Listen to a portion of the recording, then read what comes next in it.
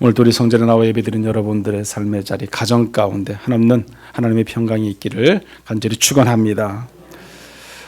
오늘 먼저 영상을 하나 보고 시작하도록 하겠습니다. 우리 영상, 짧은 영상 하나 보도록 하겠습니다.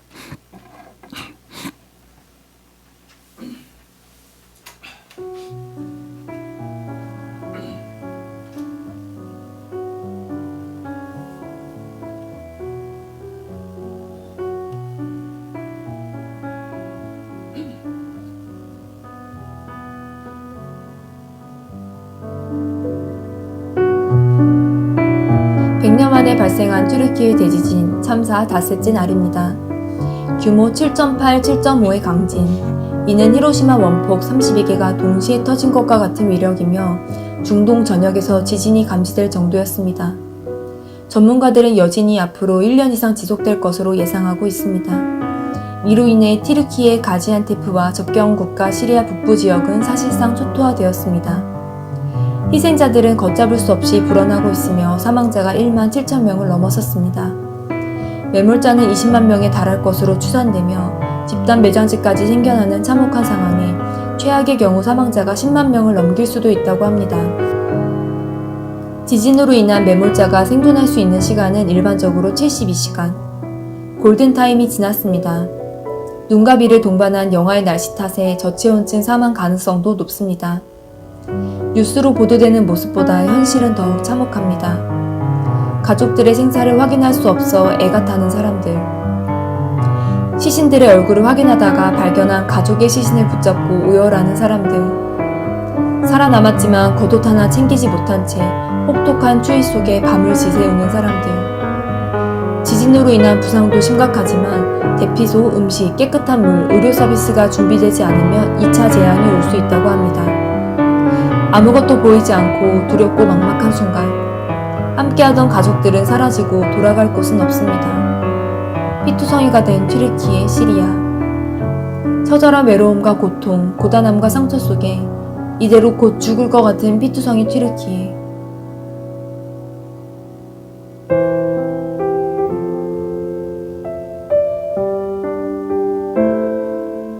그러나 피투성이라도 살아야 한다. 튀르키예를 향한 하나님의 외침이 있습니다. 튀르키예를 포기하지 않으신 하나님께서 아들을 보내셨기에 모든 고난과 아픔보다 강하신 우리 주님이 반드시 튀르키예를 찾아가 그들의 상처와 눈물을 씻겨주시며 안아주실 것입니다. 죽은 어머니와 탯줄이 연결된 신생아가 발견되었습니다. 아기는 치료를 받고 건강을 회복하고 있습니다. 아기를 낳고 젖 한 번 물리지 못한 채 어머니는 죽었습니다. 슬픔의 아들 베노니. 그러나 아버지는 그의 이름을 바꾸어 베냐민으로 부릅니다. 오른손의 아들, 축복의 상징이며 복의 아들이라는 뜻입니다. 생존자들이 슬픔 속에서 살지 않도록, 상처와 원망 속에 살지 않도록 저들의 슬픔이 축복으로 바뀌도록 믿음으로 선포할 자가 필요합니다. 이번 지진으로 현지 크리스찬 부부가 사망하고 혼자 남은 아들이 장례식을 하고 있습니다. Kötü olan bu dünyadan, her gün kötüleşen bu dünyadan aldığın ve cennete girdiğin Teşekkür ediyorum Rab.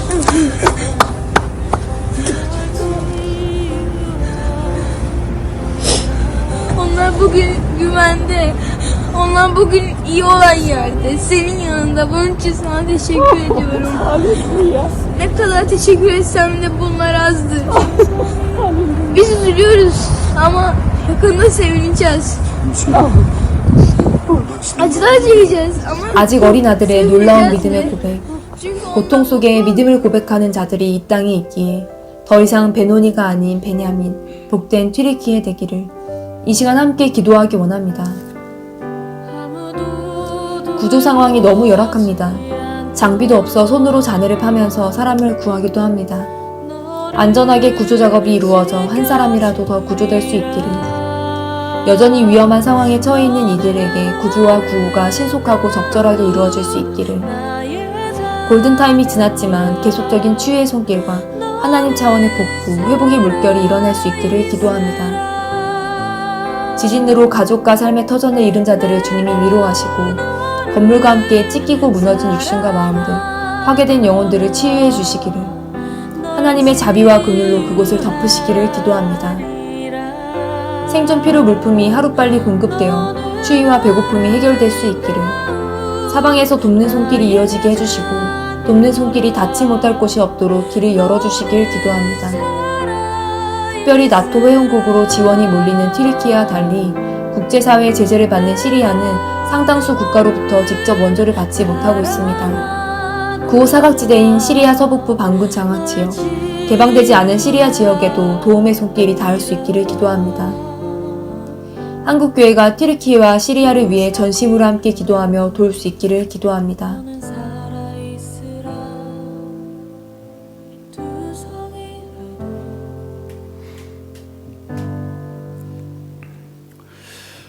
예, 영상 잘 보셨습니까?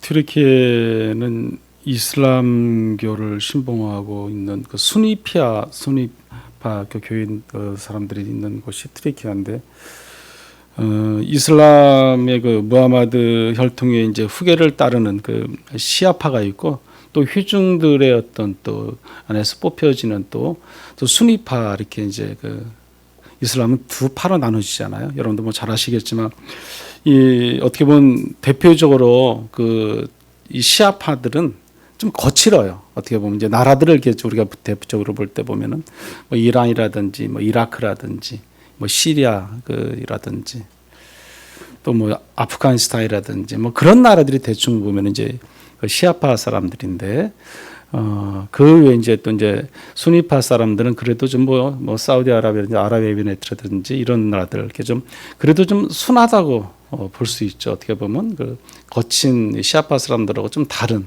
어떤 혈통을 중요시 여기는 그들과, 또 그렇지 않고 또 올바른 지도자를 뽑아야 된다고 생각해서 또 혈통을 또 이어가기를 원하는 수니파 사람들이 이제 서로 간에 이제 그 자기들 안에서도 내분이 있고 늘 싸우는 것을 우리가 좀 볼 수 있지 않습니까? 근데 오늘 이 튀르키예 이 나라는 또 시리아하고 또 다르게 수니파 쪽 사람들이에요. 그래서 보니까 좀 그 시아파 사람들하고는 좀 다른, 좀 그래도 더 좀 온순한 것을 우리가 볼 수 있습니다. 이 튀르키예는 여러분들 잘 아시지만 오스만 제국으로 유명한 나라잖아요.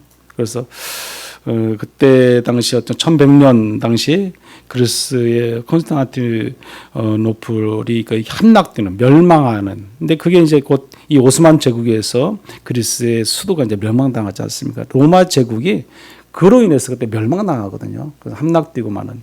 그런데 결국은 뭐예요? 이슬람에 의해서 십자군 전쟁이 이제 지게 되는 거잖아요. 그런 어떤 상황이 벌어지는데, 결국 하나님이 함께 하신다는 그 십자군들이 그래서 싸웠지만은 결국 이 오스만 제국에서 패하게 됩니다. 그래서 이 터키가 그때 당시 터키죠. 더 크게 이제 황성했던 것을 우리가 알 수 있는데, 이제 그러고 나서 결국에는 그들이 다 또 그들도 결국에는 무너지고 마는 결과를 보게 됩니다. 어쨌든 이 지금의 그 튀르키예와 그리스는 서로가 어떻게 보면 앙숙이죠.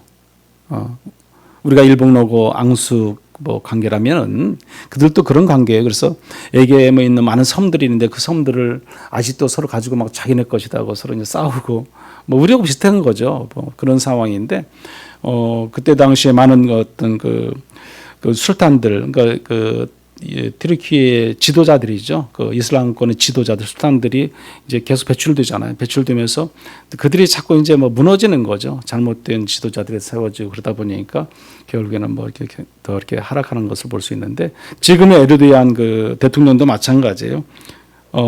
그런 마음이 있죠. 그리스에 있는 많은 외계의 섬들은 다 우리 거다 그렇게 생각하는 거죠.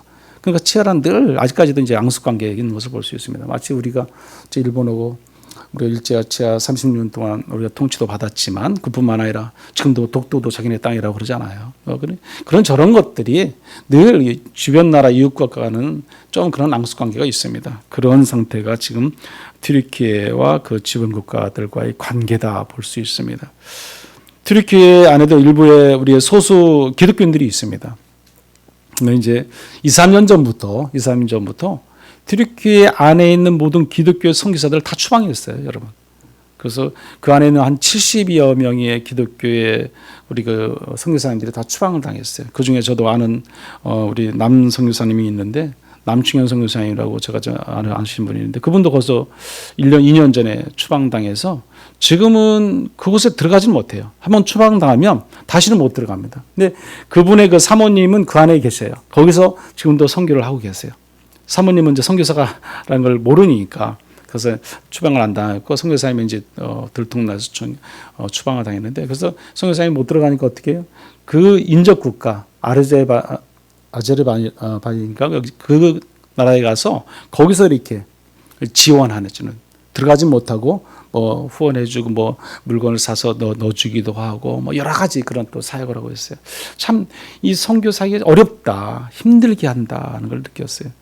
뭐 중국에서도 얼마 전에 또 많은 선교사들을 추방당했잖아요. 뭐 제가 아는 또 중국에 있던 선교사님 추방당하기도 하고. 그러니까 한번 추방당하면 다시는 그 나라에 못 들어가더라고요. 그러니까 다 또 그 인접 국가로 다 빠지는 거죠. 대부분이 이런 나라에서 추방당한 사람들이 태국 같은 데를 많이 갔어요. 태국에 그래서 많이 이렇게 아시는 분들도 이렇게 가서 또 다시 또 선교를 어떻게 할까 하고 또 연구하는 것을 이렇게 볼 수 있습니다. 이 드리키에와 또 시리아 또 이번 지진으로 해서 한 4만 5천 명 정도가 또 이렇게 사망을 했어요. 얼마나 마음이 아픕니까? 여러분들은 이 영상 속에서 뭐 짧은 영상이지만 여러분이 영상 속에서 무엇을 여러분 보셨어요? 무엇을요? 여기서 생각나는 것이 무엇이 있습니까? 저는 영상을 한 몇 번을 봤는데 보면서 제가 느낀 것이 고백이다, 고백. 신앙 고백인데 나의 믿음의 신앙 고백이 과연 어떤 신앙 고백을 할 수 있을까? 저는 그런 거 한번 생각을 해봤어요. 그런 생각을. 그러면서 이 영상을 계속 보면서 이 어린아이가 크리스찬의 가정의 어린아이가 그 부모님의 장례를 치르면서 고백하는 신앙을 자세히 계속 반복해서 봐왔습니다. 무슨 말을 하는지. 여러분 이 그 트리키 안에 크리스찬들이 있다는 것이 쉽지가 않아요, 여러분. 노골적으로 딱 밝히고 뭐 신앙생활 막 할 수 있는 여건이 안 돼요, 여러분. 그렇지 못한다는 거죠. 그만큼 이슬람권 안에서 있는 나라이기 때문에 그렇습니다. 이 어린아이가 고백하는 그 신앙 고백을 다시 한번 제가 한번 여러분께 읽어드릴게요. 여러분 보셨지만은 다시 한번 들어보시기 바랍니다. 이 아이의 믿음의 신앙 고백을 한번 읽어드리겠습니다. 주님 감사합니다. 이 악한 세상에서 부모님을 구원하셨습니다. 우리는 슬프지만 부모님은 행복합니다. 데려가 주셔서 감사합니다. 부모님은 안전하고 오늘 당신 곁에 있어 감사합니다. 우리는 슬프지만 곧 행복할 것입니다. 저는 주님이 우리 부모님을 얼마나 사랑하시는지 지금 알고 있습니다. 부모님을 좋게 봐주시고 천국에 데려가 주셔서 감사드리며 이 고통에서 구원해 주셔서 감사합니다. 이 고백이에요. 저는 기가 막힌 고백이다. 이 고백은. 전 그렇게 생각을 했어요.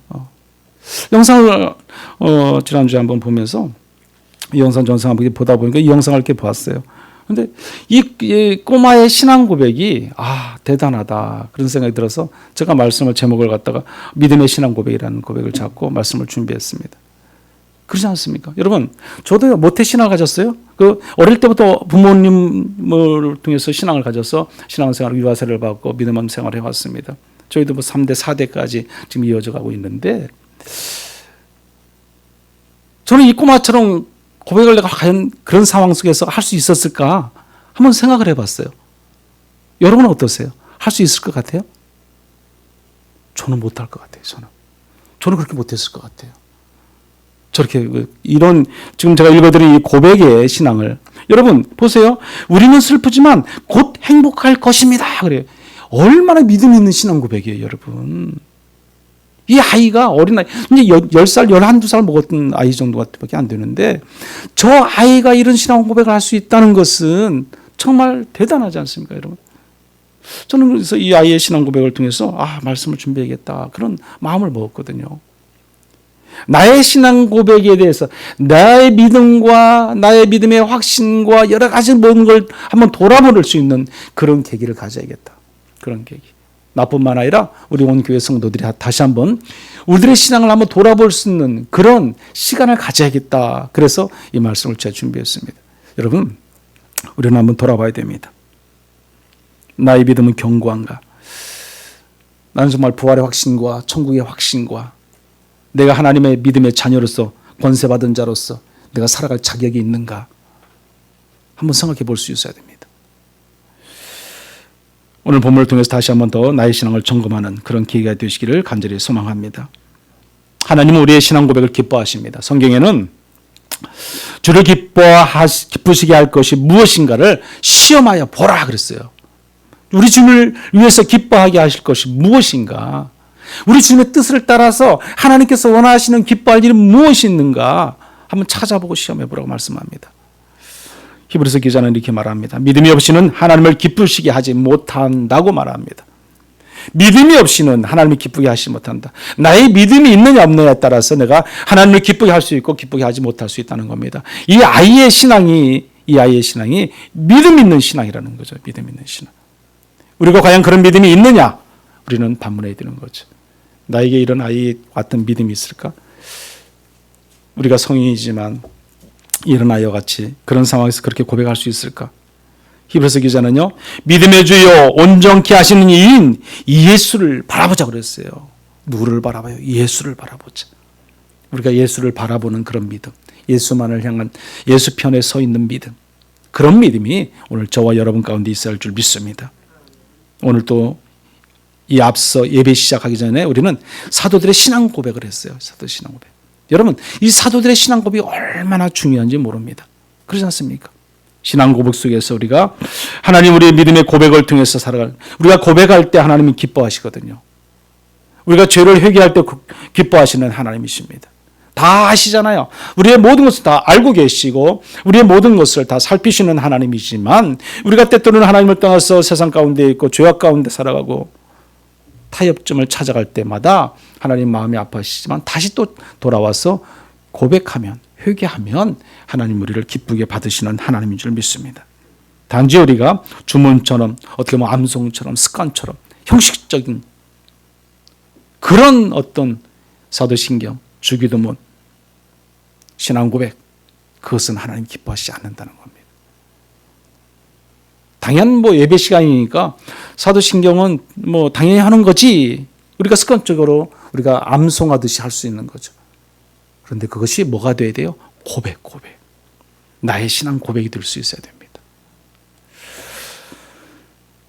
우리가 주변에 보면요, 이 사도신경을 하지 않는 교회들도 있잖아요. 왜 사도신경을 하지 않는 교회가 있을까요? 그들은요, 이것은 성경에 나와 있지 않다고 그러는 거예요. 성경에. 그러나 이게 분명히 영국에서 했을 때 예전에 보면 이게 장로교 웨스트민스터 신앙 고백서에 기록되어 있던 거죠. 그래서 그들이 이 기록을 만들 때는 분명한 것은 성경 안에서의 말씀을 통해서 이 사도신경을 만들었어요. 그래서 우리는 그 신경을 고백하는 거예요. 하나님이 나의 구원자로 고백하는 거죠. 거기 우리 사도신경 신앙 고백을 하나하나 한번 보세요. 얼마나 우리가 정말 하나님께 나의 온몸과 마음과 모든 걸 다 해서 고백할 수밖에 없는 그런 고백인지 아닌지. 그러나 이단들이나 이 사이비 종교들은요 고백하지 않습니다. 그러다 보니까 여러분 어떤 교회 다니다 보면 사도신경을 안 한다, 사도신경을 하지 않는다 그러면 그 교회는요 거의가 이단일 가능성이 많습니다. 이단 아니더라도 어떤 또 목회자들은 또 안 하는 사람들도 있어요. 그냥 이렇게 이단 아닌데도 그런 사람들은 좀 있어요. 그러니까 좀 생각과 사고와 모든 것이 그냥 자기 주관적인 것이 좀 많이 가미되면은 하지 않는 데도 있어요. 근데 이단들은 대부분이 다 안 합니다. 사이비 교주들은 하지 않죠. 그것은 하나님 말씀이 아니야. 이제 그러는 거죠. 그것은 사람이 만든 거야. 그러나 주기도문을 하는 거야. 주기도문 우리 신앙 고백이 될 수 있어. 기도야. 어쨌든 우리는 이 외에도 예수님은 제자들에게 기도의 본을 보여주셨잖아요. 그래서 우리가 마태복음 9장에 보면 6장에 보면은 예수님이 가르치신 그 주기도문이야말로 참 가장 우리가 기도하는데 본이 되는 모범이 되는 기도의 내용이에요, 여러분. 주기도문보다 더 확실한 기도가 어디 있습니까, 여러분? 뿐만 아니라 오늘 또 우리 제이사님이 나와서 기도했지만 우리가 앞에 나와서 기도하는 그 기도행도 다 하나님의 은혜를 받으시잖아요. 그런데 가장 좋은 기도는요, 이 주기도문이에요, 여러분. 아주 심플하게 압축되어진 기도. 이 기도면요, 우리의 모든 것을 다 포함되는 거예요, 여러분. 이런 고백의 신앙의 기도 제목, 이런 기도들이 얼마나 아름다운지 모릅니다. 우리가 시편 그뿐만 아니라 이 시편을 보게 되면 150편의 시편 속에서 보면 대부분이 다윗이 쓴 시들이 대부분이에요. 다윗이. 근데 거기에는 다윗의 신앙이 고백되어지는 시편의 시라는 거죠. 다 대부분이요. 물론 150편이 다는 아니지만 대부분의 많은 시들이 다 다윗이 쓴 시인데 그 시는 다 무슨 시다? 다윗의 고백의 시다. 고백의 시. 오늘 저와 여러분이 그런 고백이 있어야 할 줄 믿습니다. 오늘 말씀을 통하여 우리는 자신의 신앙을 한번 돌아보고 자신만의 신앙을 세워가는 그런 고백의 시간이 되어야 될 줄 믿습니다. 우리 본문의 말씀 한번 같이 읽어보죠. 1절 말씀 한번 읽어보죠. 나의 힘이신 여호와여 내가 주를 사랑하나이다. 아멘. 이것은 하나님이 다윗과의 관계잖아요. 밀접한 관계. 다윗은 이와 같이 늘 하나님과 밀접한 관계를 이루고 살았다는 것입니다. 유대 민족이 그래서 가장 존경하는 인물이 다윗이에요. 지금도 변함이 없습니다. 솔로몬도 아니에요. 다윗이에요. 다윗. 다윗만한 사람이 없다는 겁니다. 그래서 모두가 다윗을 닮기를 원하는 사람들이 유대 민족들이에요. 우리도 마찬가지잖아요. 이 다윗을 늘 우리가 존경하잖아요. 다윗의 신앙을 돌아보잖아요. 물론 다윗도 하나님께서 원치 아니하는 죄를 범했습니다. 그 죄가 있었지만 다윗은 그 죄를 깨달았을 때 하나님 앞에 엎드렸어요. 나의 죄를 용서해달라고 눈물로 침상을 뛰어가면서까지도 그 정도로 눈물로 기도했던 자가 다윗입니다. 오늘 우리가 하나님 앞에 온전히 나와서 기도하고 회개하면 우리 하나님께서 우리의 기도를 다 들어주시고 또 용서해 주신 분이 하나님인 줄 믿습니다. 하나님은 우리와 관계를 소중히 여기시는 그런 하나님이세요. 고린도후서 6장 18절에 보면 이렇게 말씀을 합니다. 너희에게 아버지가 되고 너희는 내게 자녀가 되리라. 전능하신 주의 말씀이니라. 아멘. 자, 그렇습니다. 하나님은 우리의 아버지가 되시고 우리는 하나님의 뭐가 돼요? 자녀가 돼요. 자녀가. 그래서 우리가 다윗은 하나님께 대한 신앙 고백의 대표적인 인물로 우리가 볼 수 있는 거예요. 또한 신앙 성경에도요. 사도 신경의 신앙 고백도 있지만은 또 많은 구약이나 또 신약에도 보면 또 고백되어지는 말씀이 많이 나와요.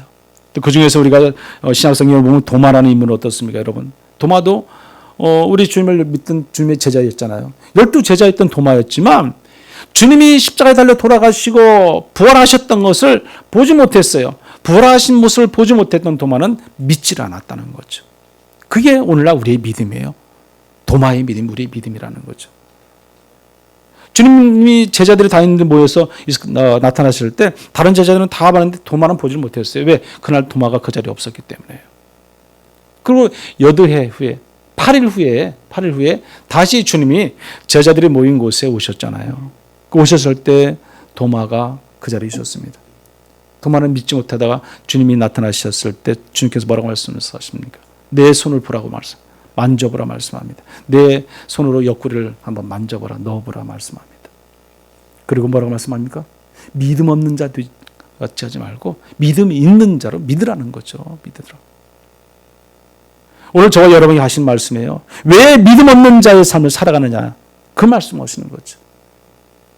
도마는요, 예수님을 믿음 없는 자가 되지 말라고 믿는 자가 들어갔을 때 그는 이렇게 말을 합니다. 요한복음 20장 28절에 도마가 대답하여 이르되 나의 주님이시여 나의 하나님이시니다. 아멘. 고백이죠. 고백. 나의 주님이여 나의 하나님이시.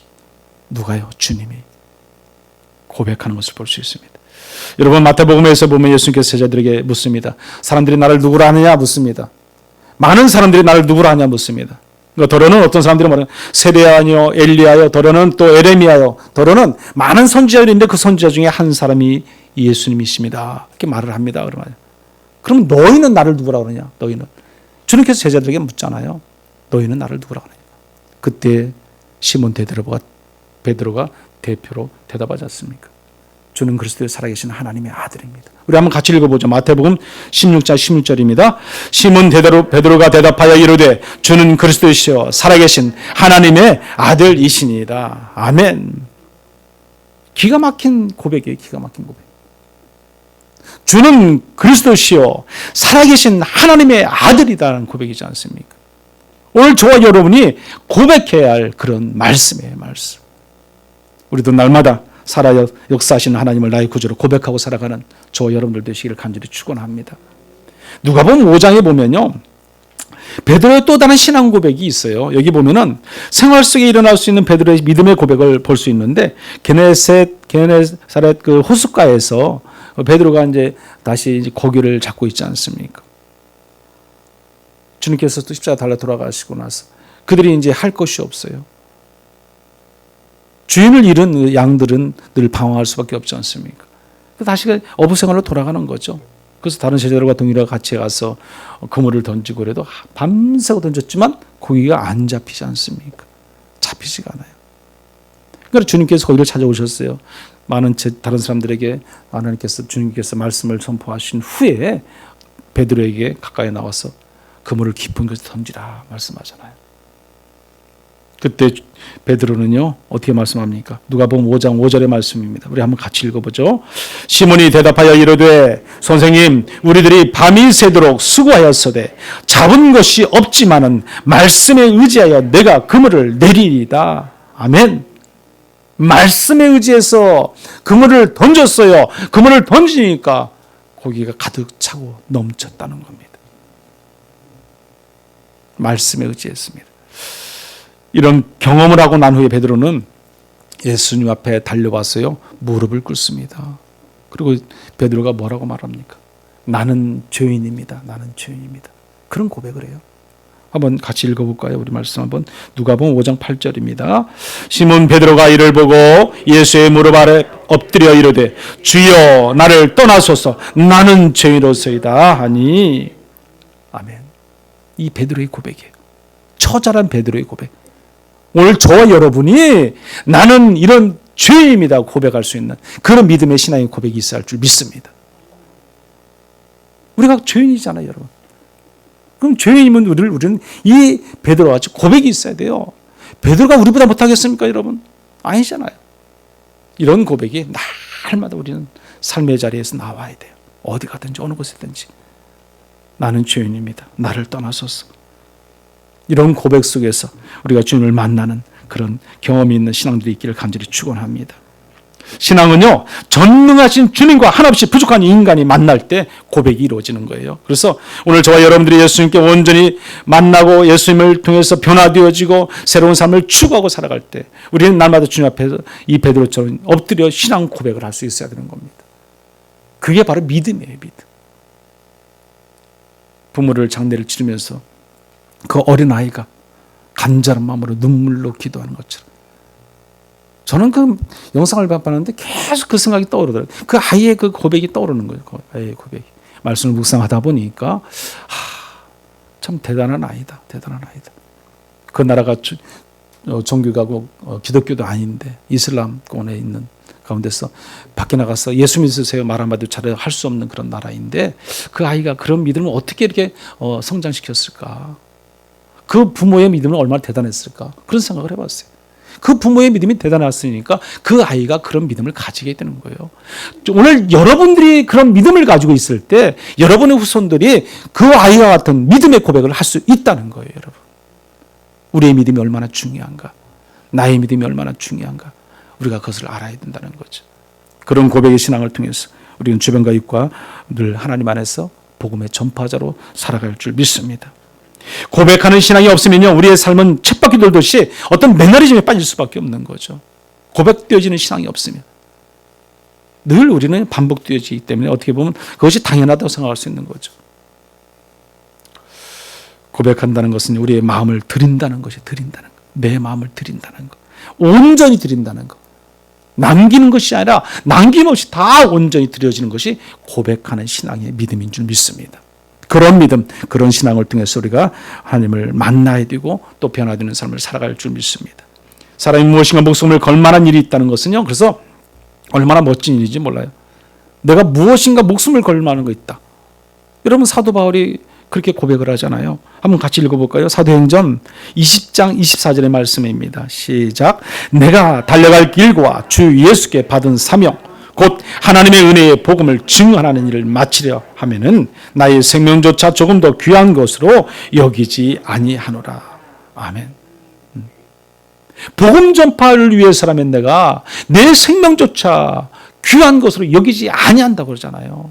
귀한 것으로 여기지 않는다. 누가요? 사도 바울이. 오늘 저와 여러분도 이런 사도 바울 같은 고백의 신앙이 있어야 할 줄 믿습니다. 오직 주를 위해서라면, 복음 전파의 사명을 감당하기 위해서라면 우리는 우리의 생명조차도 우리의 고난과 우리의 역경과 환난 가운데 있다 할지라도 그것을 두려워하지 말아야 되죠. 두려워하지 말아야죠. 내가 두려워하는 것은 믿음이 없기 때문에 두려워하는 겁니다. 내가 두려워하는 것은, 내가 믿음이 있으면 두려워하지 않습니다. 내가 믿음이 있으면 나의 삶의 자리를 통해서, 나의 직장과 나의 생활 속에서, 가정에서, 어떤 공동체 안에서 예수 그리스도의 향기와 빛을 얼마든지 드러내고 나타낼 수 있는 겁니다. 내가 두려워하는 것은 내 믿음이 없기 때문에 그렇습니다. 신앙 고백은 이처럼 엄숙하고 결단 있는 그 사도 바울 같이 우리도 그런 고백의 신앙을 통해서 늘 살아가야 할 줄 믿습니다. 사명은요, 크게 두 가지가 있는데, 하나는 뭐냐면 예배예요, 예배. 사명이라는 것은 우리가 드려진 이 예배, 주일 성수. 또 하나는 뭐냐면요, 여러분, 선교예요, 선교. 다시 말씀드리면 복음 전파, 전도죠, 전도. 우리가 선교하는 거, 복음 전하는 거, 그게 사명이에요, 여러분. 내가 예수를 잘 믿는 믿음을 가지고 예배의 삶의 자리에 나와서 하나님께 경배하는 거, 그것이 사명이고요. 또 하나는요, 우리가 온전히 복음 전파의 사명을 감당하는 것이 사명인 것입니다. 이처럼 우리가 하나님과의 관계를 맺은 이상 하나님에 대한 나의 신앙 고백이 날마다 우리가 나올 수 있어야 되는 겁니다. 그렇다면 우리의 신앙 고백은 언제 이런 것일까요? 우리 이성간에도 여러분 보면요, 고백을 하잖아요. 고백, 이성간에도. 언제 고백합니까? 여러분, 프로포즈 언제 하세요? 이거 뭐 남녀간에 만나서 한참 뭐 1년, 2년, 몇 년 만나다가 우리가 여러분들 고백하지 않습니까? 그거 언제 고백하세요? 상대방이 내가 믿을 때, 그렇잖아요. 확신이 있을 때, 이 사람이 내 아내로, 이 사람이 내 남편으로, 그런 확신이 없으면 절대로 우리가 고백하지 않습니다. 우리 결혼에 그런 말 안 하잖아요. 우리가 요즘은 젊은이들을 보면 막 이벤트를 하잖아요. 우리는 예전에 어르신들은 이벤트가 어디 있어요. 그러나 지금 젊은 사람들은 막 멋지게 이벤트 하잖아요. 막 돈도 많이 들여서 막 그냥. 근데 그것은 서로 믿을 때, 확신이 있을 때 고백한다는 거죠. 우리 신앙도 마찬가지예요, 여러분. 우리 신앙도요. 내가 하나님을 믿는 믿음의 확신, 구원의 확신, 우리의 정말 부활의 확신과 천국의 확신, 사죄의 확신, 그런 믿음의 확신이 내한테 있을 때 우리는 고백할 수 있는 거예요, 여러분. 고백할 수 있어요. 그 확신이 없으면 고백이 안 돼요, 여러분. 그렇지 않습니까? 그것이 믿음인데, 내 믿음이 내 안에 있는데 그것은 확신적인 믿음이 있을 때, 구원받은 확신이 나한테 있어야만이지 고백할 수 있다는 겁니다. 그게 사죄의 확신, 그런 믿음의 확신이 있어야 고백이 되는 거죠.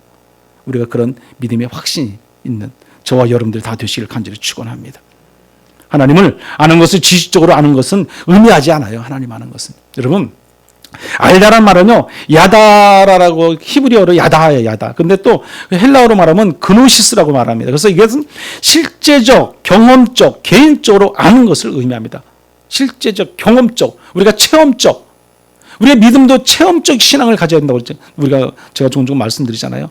체험의 신앙이 있느냐 없느냐, 우리가 눈으로 보고 듣고 뭐 믿는 것과 또 다른, 내가 직접적인 하나님과 관계 속에서 체험을 하고 어떤 경험을 통해서 하나님을 안다면은 또 다른 믿음의 차원이 생긴다는 거죠. 그렇습니다, 여러분. 하나님을 경험해 보세요. 하나님 놀라운 기적을 한번 체험해 보세요. 내가 기도했더니 이렇게 기도의 응답이 이루어지더라. 그런 체험과 경험이 있어 보세요. 우리의 믿음이 다릅니다, 여러분. 그래서 그것을 가져야 돼요. 성령 충만함을 통해서 은혜 받고 우리가 구원받은 백성으로서 내가 믿음의 확신 속에서 내가 날마다 살아갈 수 있는 그런 발걸음이 되어야 된다는 거죠. 그래야 진정한 고백이 우리 입술에서 나오게 됩니다. 여러분, 베드로가 그물을 버려두고 막 달려나와서 주님 앞에 무릎 꿇었잖아요. 나를 떠나라고 하잖아요. 나는 죄인이다, 죄인이다. 그 고백이 왜 나오겠어요? 그렇게 3년 반 동안 주님을 찾아다니 제자로서, 그것도 수제자로서 따라다녔잖아요. 그런데요, 주님 돌아가시고 십자가 달려 돌아가시니까 그렇게 돌아가시면서 난 부활할 것이라고 말을 했지만 믿지 않는 거죠. 믿지 않는 거죠. 그걸 믿었다면은 다시 왜 고기 잡으러 또 가겠습니까? 못 믿은 거죠, 여러분. 그러면 그냥 형식적으로 주님 따라다닌 거예요. 주님이 왕이 되면 나라도 뭐라도 좀 한번 하겠지. 그거 아니겠어요, 여러분? 세상적인 방법이죠. 어디 방법이겠습니까? 그런데 주님이 짠하고 나타났잖아요. 아, 내가 잘못 믿었구나. 그때 깨우치는 거죠, 깨우치. 오늘 저와 여러분은요, 날마다 우리의 신앙의 삶의 자리에서 그런 깨닫는 믿음이 있어야 할 줄 믿습니다. 여러분, 마태복음 16장 16절에서 베드로의 신앙 고백은 예수님을 자신의 직접 경험을 통해서 예수님이 어떠한 분인가를 알았다고 성경은 말하지 않았습니다. 여기서는요, 예수님이 대답하여 이르되 뭐라고 말씀하냐면 이렇게 말을 해요. 마태복음 16장 17절 말씀 한번 보십시오. 우리 같이 한번 읽어볼까요? 16장 17절 말씀. 바요나 시몬아, 내가 복이 있도다. 이를 내게 알게 하니는 혈육이 아니요 하늘에 계신 내 아버지시라고 했어요. 아멘. 알게 하니 누구다? 하나님 아버지, 성령님.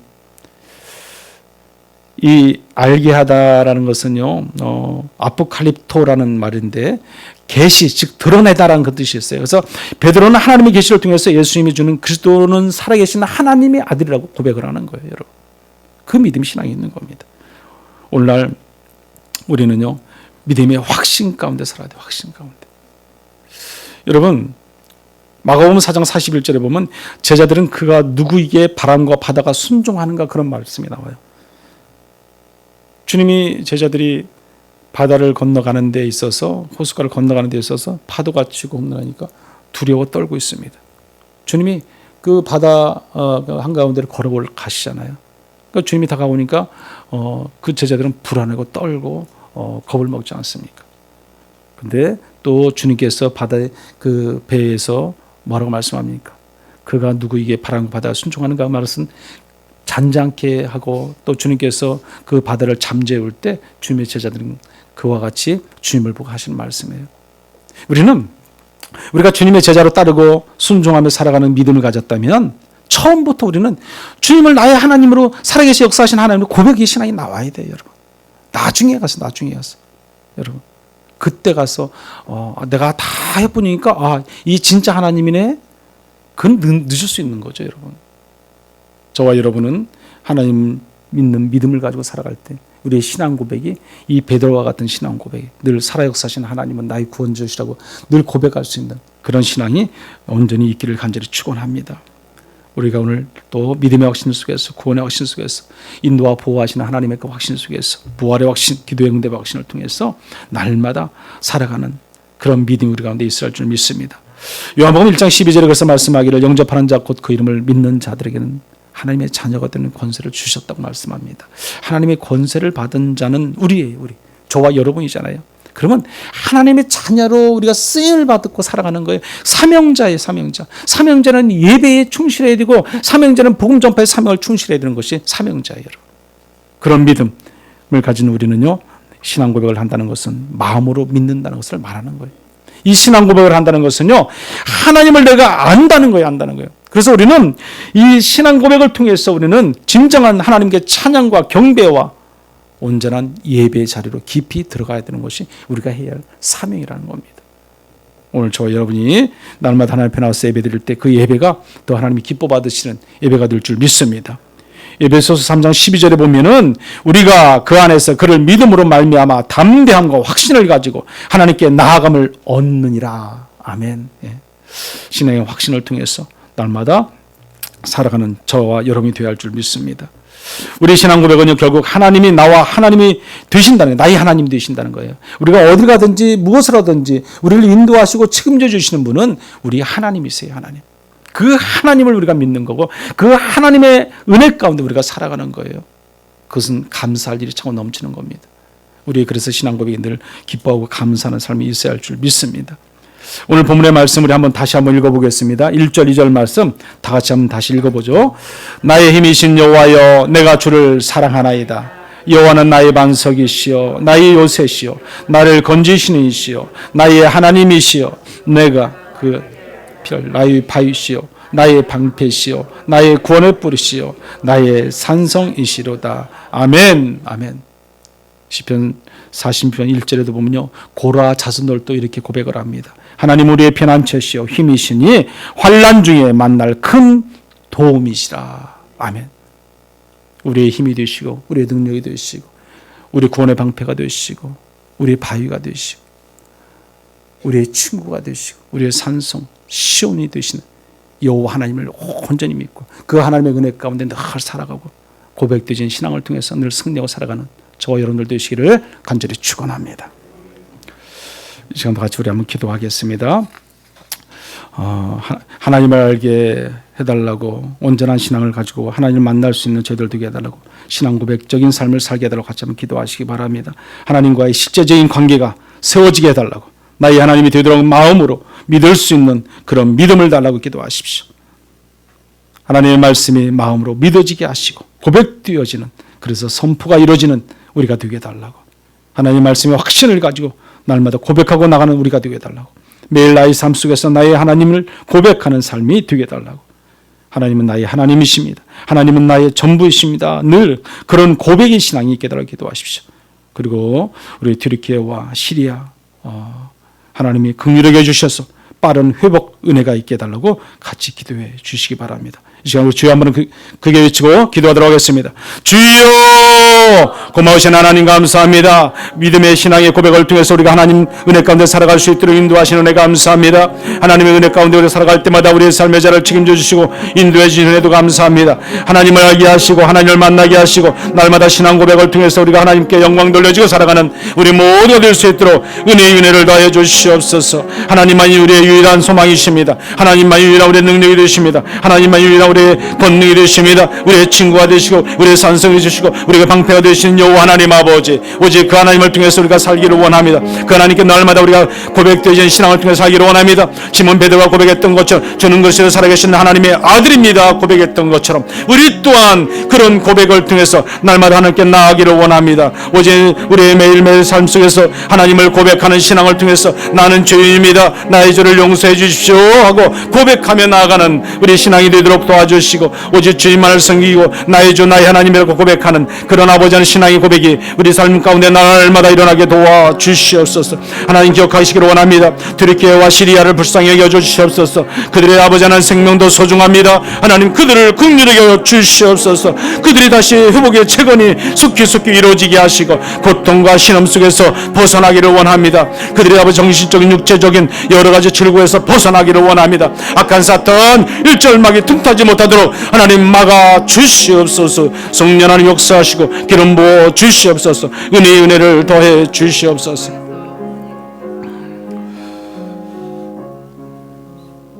은혜로우신 하나님 감사합니다. 하나님은 나의 힘이요 능력이요 반석이요 산성이요 또 구원이 되시는 하나님인 줄 믿습니다. 우리의 고난을 믿으며 그 하나님 말씀 가운데 살아갈 때마다 날마다 나는 죄인이다 하고 고백하며 살아가는 우리 모든 신앙이 되게 도와 주시옵소서. 주는 그리스도에 살아계신 하나님의 아들이라고 베드로가 고백했던 것처럼 우리도 날마다 살아 역사하신 하나님을 나의 구원의 하나님으로 고백하며 살아가는 그런 믿음 신앙을 허락하여 주시옵소서. 예수님의 이름으로 기도드리옵나이다. 아멘.